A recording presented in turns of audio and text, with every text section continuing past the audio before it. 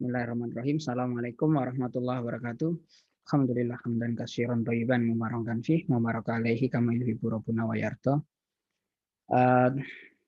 Terima kasih atas kesempatan yang diberikan kepada saya untuk memberikan tentang tips dan triks atau teknik eksplorasi ide PKM bagi rekan-rekan mahasiswa DTSI yang akan mengusulkan proposal PKM di tahun 2021 ini.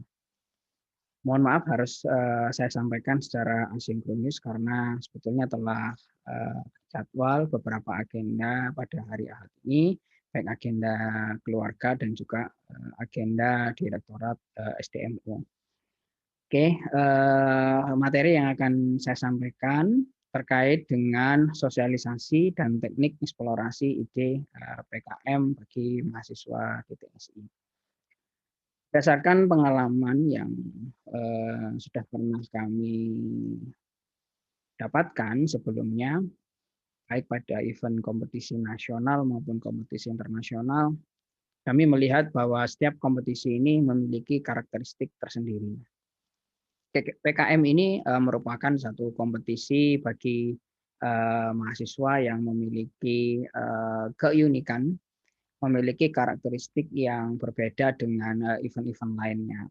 Beberapa poin yang bisa kita lihat di sini yang membedakan antara PKM dengan event kompetisi lainnya adalah pada PKM ini sebetulnya akan mengasah skill mahasiswa dalam disiplin dan melaksanakan aturan atau rules of the games dengan baik sesuai dengan standar yang telah ditetapkan. Maka ini adalah karakteristik yang pertama. Ya, jadi mengasah mahasiswa untuk disiplin dan taat aturan.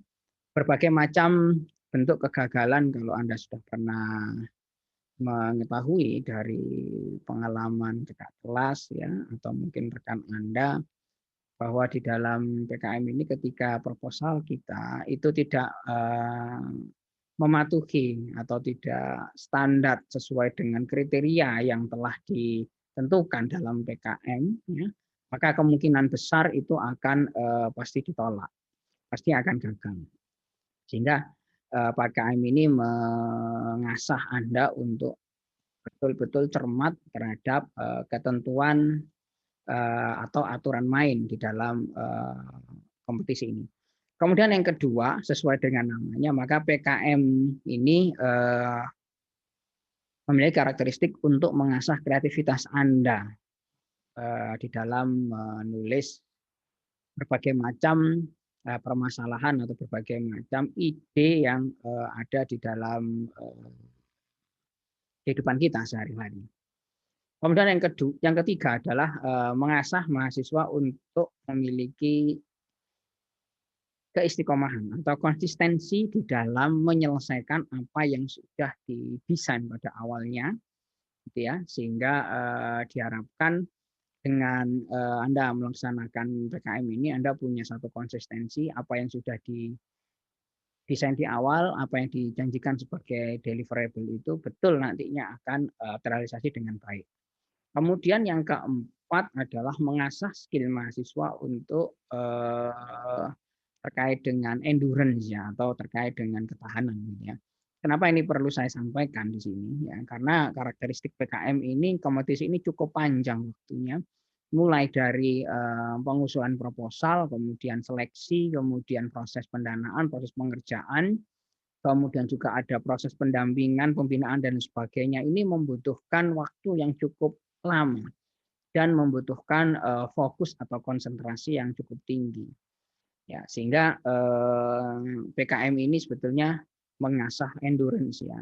Dengan durasi waktu yang panjang itu Anda punya ketahanan yang baik atau enggak untuk bisa menyelesaikan semua tahap-tahap yang ada di dalam PKM.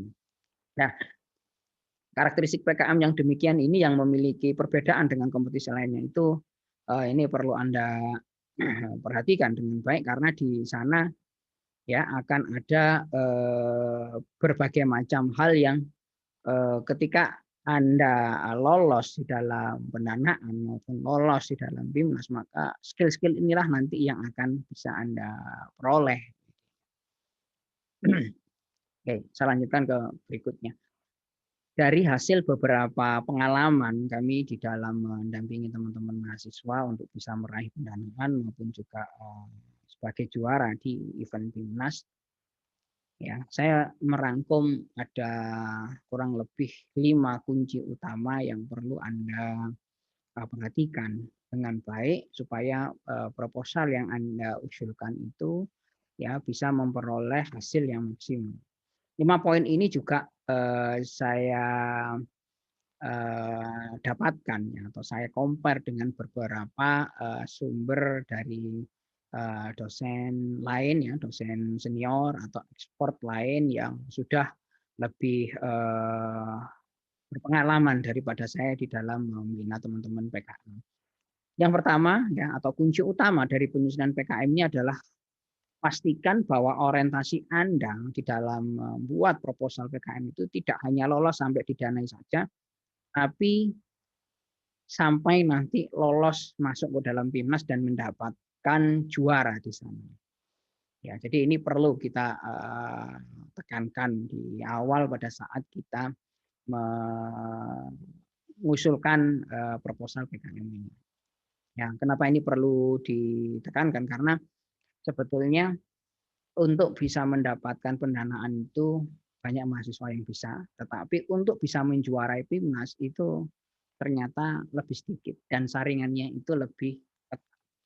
Oleh karena itu mulai dari awal ini niatkanlah bahwa Anda membuat proposal itu tidak hanya lolos pendanaan saja, tapi menjadi juara dalam BIMNAS. Maka itu nanti akan bisa menjadi pemacu ya dan pemicu bagi Anda untuk nanti konsisten, untuk nanti Anda memiliki endurance yang tinggi ya di dalam menyelesaikan berbagai macam tantangan yang ada dalam PKM ini.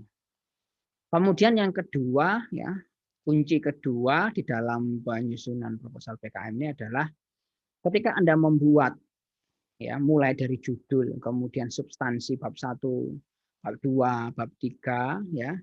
Pastikan bahwa Anda itu mampu meng-highlight permasalahan nyata yang ada di dalam lingkungan Anda dan berikan solusi terhadap beberapa poin yang kami highlight di sana. Ya. Yang pertama ya, adalah pastikan ya permasalahan ini ya adalah satu permasalahan yang kondisinya adalah kondisi terkini. Solusi yang Anda berikan pun juga nanti adalah solusi yang terkini atau terupdate. Kemudian yang kedua adalah pastikan solusi yang Anda berikan itu memiliki ciri ya atau mengedepankan intelektual seorang mahasiswa. Kemudian yang ketiga ya ini solusi yang bisa Anda usulkan ini memiliki muatan kearifan lokal yang cukup besar di sana. Kemudian yang keempat adalah basis IT. Ya, nah ini akan saya bahas satu persatu untuk poin-poin tersebut. Saya mulai dulu dari kondisi terkini.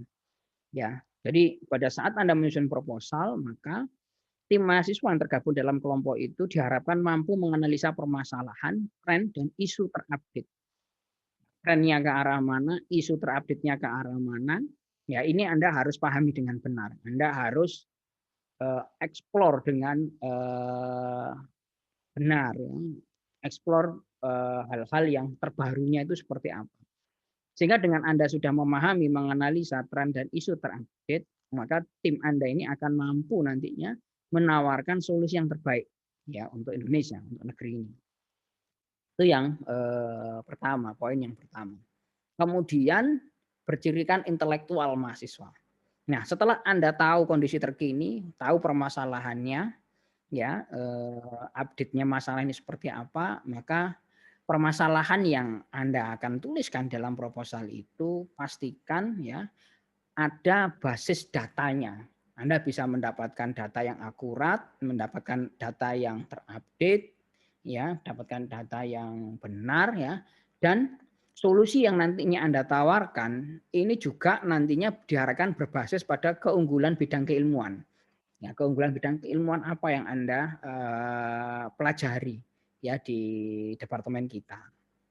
Ya, nanti akan saya berikan beberapa contoh gitu ya, proposal-proposal yang pernah didanai di tahun kemarin, ya baik dari bimbingan saya maupun juga dari beberapa bimbingan dosen yang lain. Untuk bisa menggambarkan kondisi terkini itu seperti apa, ya bercirikan intelektual mahasiswa itu seperti apa, dan lain sebagainya. Oke, saya lanjutkan, yang berikutnya adalah kearifan lokal. Ya, jadi di dalam kita mendevelop proposal, menyusun proposal itu, maka pastikan ya ini mengandung kearifan lokal. Tim mahasiswa ini diharapkan mampu menelusuri kearifan lokal Indonesia dan mampu memanfaatkan ya untuk menyelesaikan masalah yang ada. Nah, ini challenge-nya. Ya, nanti akan terlihat dengan lebih mudah pada saat nanti saya akan tampilkan contohnya. Kemudian berbasis IT. Ya, upayakan untuk menyelesaikan masalah yang ada saat ini dengan pendekatan berbasis IT sehingga menjadi lebih efisien solusi yang Anda berikan. Nah, ini menjadi sebuah poin gitu ya bagi Anda yang bisa menonjolkan ini ya, karena seperti kita tahu saat ini kita sudah berada pada industri 4.0 ya, maka upayakan nanti proposal yang Anda tulis itu ada kandungan IT-nya yang cukup cukup mumpuni gitu ya. Oke. Nah, di bagian ini akan saya tampilkan beberapa contoh proposal yang lolos pendanaan ya. Dua yang di atas itu kebetulan bimbingan saya kemarin mendapatkan pendanaan, namun karena suatu hal kemarin belum bisa masuk ke BIMNAS gitu ya. Yang pertama adalah Arsaka Consulting. Ya, bisnis penerapan time and motion study sebagai upaya peningkatan performansi aparatur sipil negara atau ASN daerah Jawa Timur. Nah, di sini pada proposal ini memiliki stressing ya, atau penekanan pada bercirikan intelektual mahasiswa. Ya, jadi stressingnya tim ini itu kepada bercirikan intelektual mahasiswa. Jadi apa yang dia pelajari, apa yang dia kembangkan di departemen itu dia coba perkuat konten itu dalam proposal ini.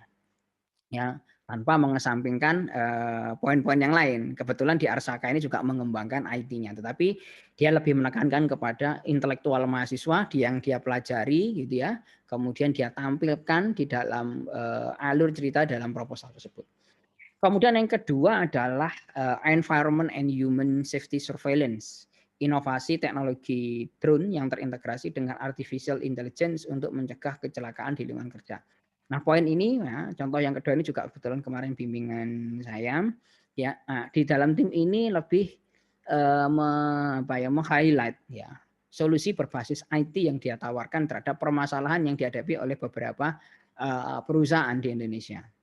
Ya, jadi stressingnya dia kepada berbasis IT. Di sana Anda bisa lihat ya drone dengan terintegrasi dengan artificial intelligence. Ya. Kemudian yang ketiga adalah alat pemantau dan perencana biaya konsumsi listrik rumah tangga berbasis Internet of Things. Ya, kalau kita lihat dari judulnya, ini sudah bisa kelihatan dengan mudah bahwa dalam proposal ini lebih menekankan kepada basis IT-nya, ya. Tentunya tanpa mengesampingkan hal-hal yang lain begitu ya, apakah itu kearifan lokal, kondisi terkini dan lain sebagainya. Kemudian contoh yang keempat adalah budidaya stroberi di dataran rendah berbasis kontrol dan monitoring untuk meningkatkan produksi stroberi lokal. Nah, di sini dia meng-highlight stressingnya pada kearifan lokal gitu ya. Apa sih yang dimiliki oleh suatu masyarakat wilayah tertentu, dia memiliki satu keunggulan apa begitu ya. Kemudian dia coba dekati ya dengan metodologi PKM untuk bisa menjadi lebih lebih baik begitu ya. Jadi lebih unik solusinya bagi si pembudidaya stroberi ini. Kemudian berikutnya adalah contoh yang kelima ya, adalah electrical charging using biomass sebagai charging station pada piranti elektronik menggunakan energi terbarukan guna mendukung ketahanan energi nasional. Nah, di sini stressingnya adalah lebih kepada kondisi terkini. Ya, dia meng-highlight ya pada proposal ini lebih kepada kondisi terkini di Indonesia ini seperti apa sih, permasalahan yang terupdate ini kayak apa. Oh, rupanya penggunaan energi itu diharapkan saat ini didorong kepada penggunaan energi biomas gitu ya. Di mana nanti dengan menggunakan biomas ini lebih kepada penggunaan energi yang terbarukan ya, kira-kira begitu. Wah, nah maka ini adalah beberapa contoh yang apa masing-masing proposal itu memiliki highlight atau titik tekan pada bagian-bagian yang tertentu ya. Namun demikian aspek lainnya itu masih tetap dia tetap muncul dalam proposal tapi dia lebih menekankan pada bagian apakah ini terkait dengan intelektual mahasiswa, terkait dengan kearifan lokal, kondisi terkini ataupun yang berbasis IT. Oke, baik ya, saya lanjutkan lagi. Kunci ketiga. Apa sih kunci ketiga ini ya? Nah, sesuai judulnya maka akan ada kreatifnya ya. Maka supaya kita dapat menonjolkan aspek kreativitas maka Anda perlu memperhatikan hal-hal berikut. Apa sih kreatif itu? Kreatif itu yang perlu Anda perhatikan dengan baik adalah kreatif itu adalah suatu kemampuan yang terkait dengan cara berpikir yang divergen. Apa sih cara berpikir divergen? Cara berpikir divergennya adalah mampu memberikan alternatif jawaban yang relevan sebanyak mungkin untuk memecahkan suatu masalah. Jadi pada suatu masalah yang sudah Anda definisikan sebagai latar belakang dalam proposal PKM itu, tentu jangan dimunculkan hanya satu alternatif solusi saja, tapi munculkan beberapa alternatif jawaban yang mungkin untuk bisa dieksekusi gitu ya, bisa dikerjakan di dalam PKM ini gitu ya. Sehingga apa yang Anda tulis dalam proposal PKM itu tentunya adalah beberapa alternatif-alternatif solusi yang saling bersinergi satu sama lain. Kira-kira begitu. Kemudian yang tidak kalah penting adalah menjadi kreatif itu berarti melihat sesuatu itu ya seperti orang lain melihat. Ya, seperti orang lain melihat, tetapi Anda memikirkan ya solusi yang berbeda. Anda memikirkan suatu jalan keluar yang berbeda. Cara melihatnya boleh sama, tetapi solusi yang Anda berikan itu adalah solusi yang tidak terpikirkan oleh orang lain atau berbeda dengan yang dilakukan oleh orang lain. Nah, ini challenge-nya di sini. Jadi upayakan supaya bisa aspek kreativitasnya itu kuat di dalam proposal Anda, maka pikirkanlah sebuah solusi ya, pikirkanlah beberapa alternatif solusi itu yang berbeda yang daripada yang difikirkan oleh orang-orang lain atau daripada solusi-solusi yang sudah pernah ada selama ini. Maka adalah kunci ketiga. Ya. Kemudian berikutnya adalah kunci keempat. Ya. Nah mungkin Anda juga bertanya, untuk dapat memiliki ide yang kreatif itu kira-kira ya sumbernya bagaimana sih atau langkah Anda itu mencari dari sumber mana saja yang bisa Anda tempuh ya. Yang pertama Anda boleh dari laporan hasil penelitian terdahulu. Anda baca misalnya adalah jurnal atau Anda baca proceeding baik proceeding atau jurnal nasional ataupun internasional itu Anda baca. Ya, kemudian dari sana kan tentu masih ada beberapa ini ya kelemahan dari jurnal itu. Maka itu yang Anda perbaiki. Maka ini bisa menjadi salah satu entry point untuk bisa mendapatkan ide yang kreatif. Yang kedua, mungkin cara yang lebih mudah untuk ditempuh daripada membaca jurnal yang mungkin berbahasa Inggris ya. Anda ikut seminar, Anda ikut diskusi ya. Maka dari seminar atau diskusi itu mungkin Anda terbersit sebuah ide begitu ya yang mungkin tidak pernah terpikirkan oleh orang lain gitu ya. Jadi di sini lebih kepada proses penggalian yang Anda punya semacam sparring partner gitu ya untuk menggali berbagai macam potensi ide gitu ya. Kemudian yang ketiga adalah mungkin Anda bisa mendapatkan dari pernyataan pemegang otoritas. Pejabat pemerintah misalnya pernah memiliki statement tertentu begitu yang ditampilkan pada beberapa website resmi pemerintah atau mungkin beberapa situs berita gitu ya. Di sana Anda mungkin melihat ada satu peluang untuk bisa dikembangkan menjadi sebuah karya PKM. Ya, mungkin dari challenge atau dari statement yang disampaikan oleh para pejabat ya, pemegang otoritas gitu ya. Anda terbayang oh ini bisa dijadikan karya PKM topiknya ini misalnya ya. Kemudian juga bisa Anda dapatkan itu dari pengamatan lapangan ya, dari pengamatan lapangan. Ya, kebetulan yang kemarin salah satu bimbingan kami itu berdasarkan hasil ini ya, hasil pengamatan lapangan ya. Kebetulan waktu itu kami ada kegiatan dengan salah satu perusahaan begitu ya. Kita memantau aspek K3, kemudian oh ternyata ini ada peluang. Nah, maka ide itu coba kita diskusikan dalam tim ya. Mungkin enggak sih dari hasil pengamatan di lapangan itu diangkat sebagai salah satu karya PKM gitu ya. Pengamatan lapangan. Bisa yang di pengamatan lapangan ini yang Anda langsung peroleh atau mungkin bisa diperoleh dari dengan berdiskusi ya dengan dosen Anda. Kira-kira begitu. Kemudian yang keempat, maaf yang kelima itu adalah bisa juga dari pengalaman. Pengalaman Anda ya. Pengalaman gitu ya dari Anda melakukan satu aktivitas ya kemudian berinteraksi dengan orang lain, maka di sana ada satu peluang yang bisa kita lanjutkan ya sebagai salah satu ide proposal PKM ini.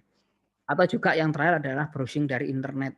Bisa dari Google, dari YouTube ya atau mungkin Anda pernah lihat di Instagram, Facebook dan lain sebagainya itu bisa jadi contoh gitu ya atau mungkin bahkan dari WA gitu ya. Kemarin sempat saya berikan challenge ide kepada salah satu mahasiswa di DTSI gitu ya. Saya dapat dari WA group tentang program sedekah minyak jelantah begitu ya. Nah, ternyata di luar sana ada yang punya program seperti itu. Nah, ini kan dapatnya dari WAG gitu ya. Kemudian ini saya lihat ini ada satu unsur kreativitas di sini yang nanti bisa dikembangkan lebih lanjut.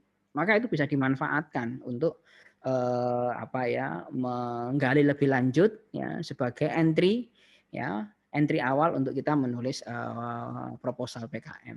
Nah, ini adalah kunci yang keempat ya. Kira-kira itu ya dari beberapa sumber yang bisa Anda manfaatkan. Kemudian kunci kelima ini ya yang bisa Anda lakukan ya untuk meningkatkan probabilitas proposal PKM Anda bisa didanai dan nanti melaju kepada PIMNAS ya. Maka kunci kelima adalah dalam rangka kita menentukan ide mana yang paling kreatif dan paling layak untuk disampaikan pada PKM ya. Mungkin Anda punya 4, punya 5 ya ide. Maka Anda bisa gunakan beberapa kriteria berikut ini untuk mengguidance tim Anda di dalam seriusi ya alternatif ide yang lain ide yang paling visible untuk diteruskan. Yang pertama adalah Anda bisa gunakan kriteria bermanfaat untuk perkembangan iptek. Jadi ada manfaatnya, itu yang penting. Jadi PKM yang Anda akan usulkan itu ada manfaatnya. Anda definisikan dulu manfaatnya apa sih untuk melakukan kegiatan PKM dengan judul ini. Nah, nanti kalau Anda sudah punya beberapa list manfaat itu, nanti Anda kembangkan lebih lanjut untuk masuk ke dalam proposal yang Anda buat. Maka pastikan ide yang Anda generate tadi itu punya manfaat bagi perkembangan iptek. Yang kedua adalah mempunyai kemampuan ya untuk menyelesaikan masalah. Anda harus punya kemampuan untuk menyelesaikan masalah.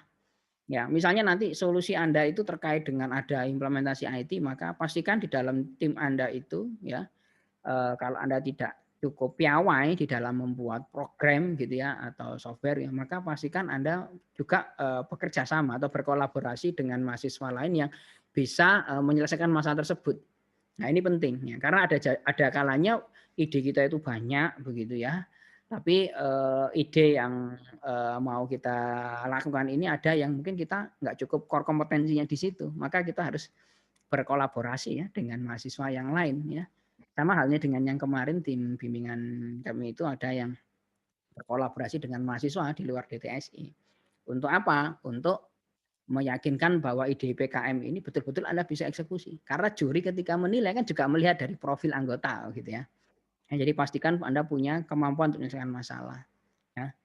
Jadi nanti terkait dengan poin yang tadi saya sampaikan adalah ada kaitan dengan intelektual Anda sebagai seorang mahasiswa. Ya. Kemudian yang ketiga adalah mengandung keunikan jika dibandingkan dengan perspektif umum. Ya, jadi ini kaitannya dengan tadi kunci yang ketiga terkait dengan kreativitas ya. Ya. Orang lain juga mungkin melihat masalah sama dengan kita, tetapi pastikan bahwa Anda punya solusi yang unik. Ya, punya solusi yang unik yang berbeda dengan perspektif umum. Nah, ini yang penting. Ya, mungkin Anda bisa sampaikan dalam proposal itu, maka kalau orang lain kebanyakan atau solusi existing itu adalah solusi A, Anda yang yang Anda sudah amati, maka Anda nih hadir dengan solusi misalnya adalah solusi B. Nah, B ini kan jelaskan keunikannya apa. Ya. Nah, Anda pada saat menseleksi itu pastikan bahwa solusi yang Anda berikan itu ada keunikannya. Ya, kalau mungkin nggak ada keunikannya ya maka Anda carilah alternatif lain yang memiliki keunikan yang menonjol ya dibandingkan dengan alternatif ide yang lainnya yang mungkin tidak memiliki keunikan. Jadi untuk menseleksi proposal ide mana yang layak untuk diteruskan dalam proposal itu adalah pastikan Anda punya bayangan keunikan solusi ya jika dibandingkan dengan perspektif orang kebanyakan. Kemudian yang keempat adalah data ya, pastikan ya bahwa Anda memilih ide itu yang Anda dapat memperoleh data ya untuk memperkuat urgensi ide Anda. Ya, maka ini penting. Kalau Anda nggak bisa menyajikan data, maka reviewer PKM itu atau juri PKM itu ya akan melihat ya ini tidak didukung dengan data sehingga mungkin tidak cukup visible untuk dilanjutkan ya, untuk diteruskan, untuk didanai gitu ya. Nah, ini penting. Ya, pada beberapa kesempatan yang lalu ya itu kebetulan saya ada pengalaman dengan sebuah perusahaan gitu ya. Akhirnya data itu saya ambilkan dari sana untuk apa? Mendukung proposal PKM ini. Karena keberadaan data itu penting di sini untuk bisa menonjolkan urgensinya. Ya, menunjukkan urgensinya ini harus diselesaikan di dalam PKM ini. Ya. Ya, sebetulnya di dalam mengusahakan PKM itu kan Anda kan ini ya menjual ide ini ya. Maka ide yang laku dijual ya istilahnya, maka adalah ide yang Anda bisa mensuplai data-datanya, ya, data-data yang valid gitu ya. Nah, data ini nanti bisa Anda dapatkan data primer ataupun data sekunder. Ya. Kalau data primer itu berarti Anda dapat data langsung, data sekunder itu nanti bisa datanya itu nggak langsung dari referensi sebelumnya atau lain sebagainya. Oke, berikutnya yang kelima adalah spesifik. Ya, pastikan ide yang Anda pilih itu adalah ide yang spesifik dan dapat detail dalam menguraikan urgensinya. Pastikan idenya itu cukup spesifik. Ya, fokus lah intinya begitu. Fokus dan Anda bisa membreakdown itu sampai ke akar masalahnya. Nah, ini ya. Ini juga penting juga kalau Anda bisa mengeksplor ide sampai ke akar masalahnya berarti urgensi ya atau perlunya ide itu untuk dipecahkan itu menjadi lebih tinggi. Ya, maka ini poin-poin kelima ya yang perlu Anda perhatikan. Ya, kira-kira itu yang bisa saya sampaikan ya berdasarkan apa pengalaman kami membina teman-teman mahasiswa dalam program PKM ya dan juga saya ambilkan dari beberapa sumber lain yang valid ya dari para pembimbing PKM yang lebih senior maupun juga dari beberapa informasi dari beberapa juri gitu ya PKM dan saya harapkan dengan adanya pemaparan secara umum ini nanti bisa semakin memberikan gambaran kepada teman-teman mahasiswa untuk lebih bersemangat dalam menyelesaikan challenge ya di dalam PKM ini. Ya. Oke, ya terakhir sebagai penutup di sana saya ambilkan dari Nelson Mandela ya satu statement it always seem impossible until it's done. Saya yakin Anda semua punya potensi, teman-teman mahasiswa DTS ini punya potensi yang besar, punya potensi yang kuat ya untuk bisa menyelesaikan challenge dalam PKM ini ya. Nah, ini yang bisa saya sampaikan dan nanti mungkin dari pemateri lain itu juga bisa memberikan tambahan ya atau untuk semakin melengkapi gitu ya tips dan triks di dalam menyusun proposal PKM yang sukses dan bagaimana supaya berhasil sampai ke PIMNAS nantinya. Itu saja yang bisa saya sampaikan ya. Ya, sebelum saya akhiri, selamat berkreasi ya, selamat berkreasi ya, selamat menyalurkan ya potensi Anda di dalam kompetisi PKM ini ya. Rabbana taqabbal minna innaka antas samiul alim. Assalamualaikum warahmatullahi wabarakatuh.